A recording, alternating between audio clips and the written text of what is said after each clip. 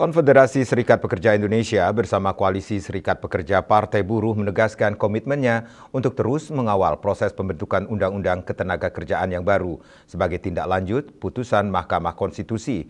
Organisasi Kerakyatan dan Partai Buruh terus mengawal dan memastikan putusan MK benar-benar dijalankan melalui lahirnya regulasi ketenagakerjaan yang memberikan perlindungan lebih baik bagi para pekerja di Indonesia.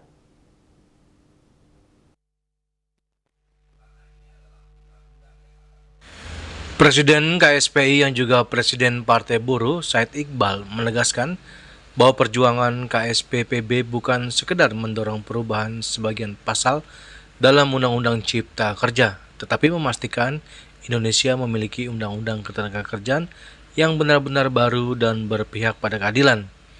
Organisasi Kerakyatan dan Partai Buruh terus mengawal dan memastikan putusan Mahkamah Konstitusi benar-benar dijalankan melalui lahirnya regulasi ketenagakerjaan yang memberikan perlindungan lebih baik bagi para pekerja di Indonesia.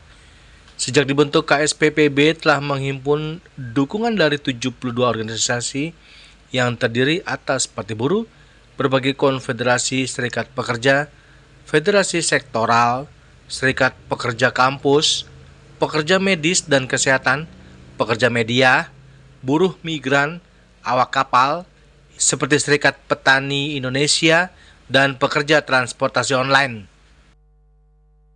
Meminta kepada pemerintah dan DPR RI untuk segera membahas secara terbuka, melakukan public hearing, RDPU, menyerap aspirasi-aspirasi, dan menyebarkan draft-draft yang berkenaan dengan RUU Ketenagakerjaan.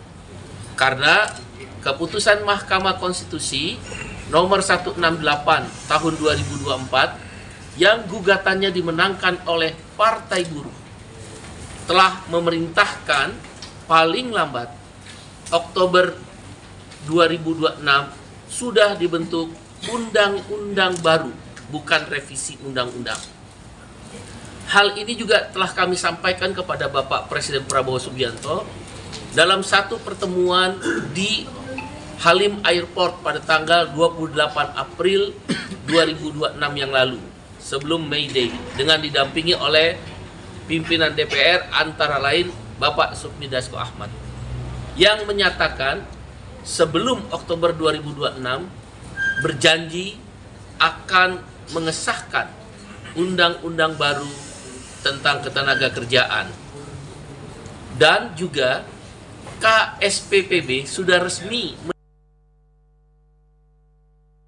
Selain itu, KSPPB juga mengusulkan 17 isu baru yang selama ini belum diatur secara memadai dalam Undang-Undang Ketenagakerjaan maupun Undang-Undang Cipta Kerja. Isu tersebut mencakup perlindungan bagi pekerja platform digital pekerja medis, hak pekerja atas kepemilikan saham perusahaan, hingga pembentukan cadangan dana pesangon. Dari Jakarta, Julius Suharto dan Ketut Sumadiasa melaporkan.